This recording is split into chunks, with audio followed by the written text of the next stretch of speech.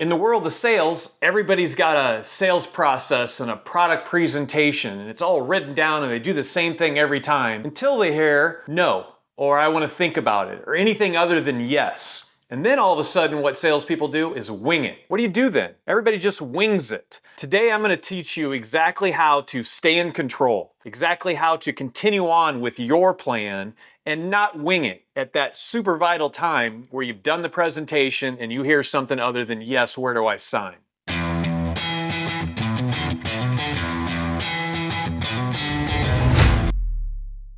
Again, if you've been in the sales world for more than a minute, you've probably read or heard or experienced that most of your sales don't happen after the first ask.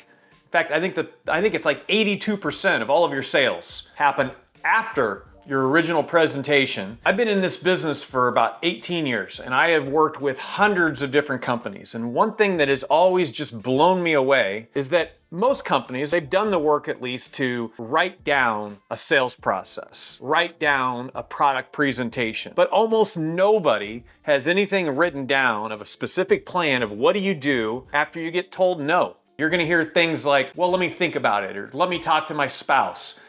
Some type of a line that is basically just said, get you out of their living room. So what do you do then? I'm here to tell you that this is the most vital point in the entire sales process, to have a plan, to have a script. And so I want to talk with you about what that plan and what that script should look like. Yes, you could just bulldoze your way through when somebody gives you one of those non-excuses and just keep selling.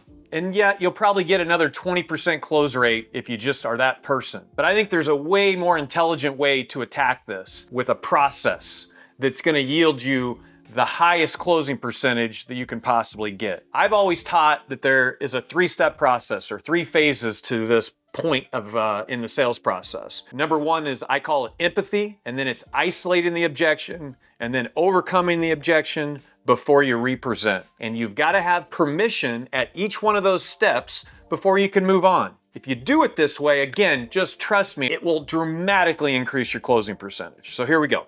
So let's start with step 1, what I call empathy. You have to metaphorically get on the same side of the table as your prospects. You got to make them feel that you're just like them, okay? You have to do this. Here's what this might sound like.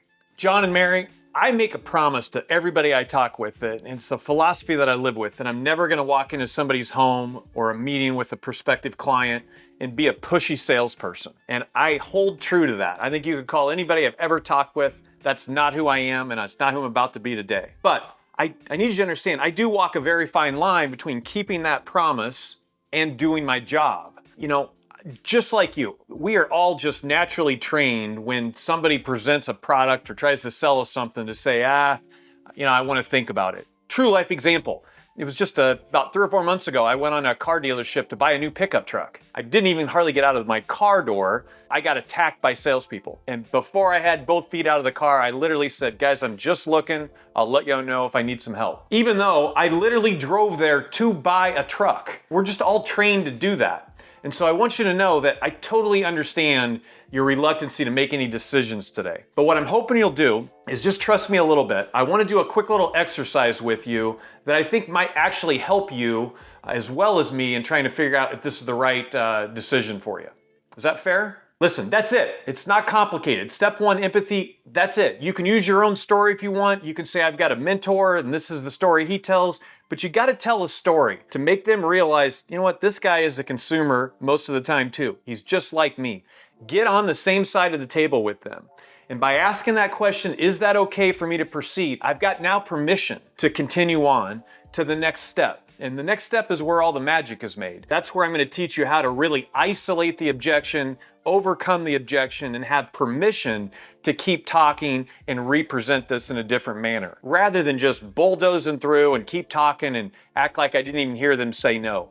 Your conversion rate is going to go through the roof if you just treat this process and this particular part of the process like it's just as important as the actual presentation you gave in the beginning. I hope you follow on to the next video where I'm going to talk about, again, isolating and how to overcome those objections. If you find this or any of my videos useful, I hope you do. Help me out and hit the subscribe button, and we'll look forward to seeing you in our next video. Thanks.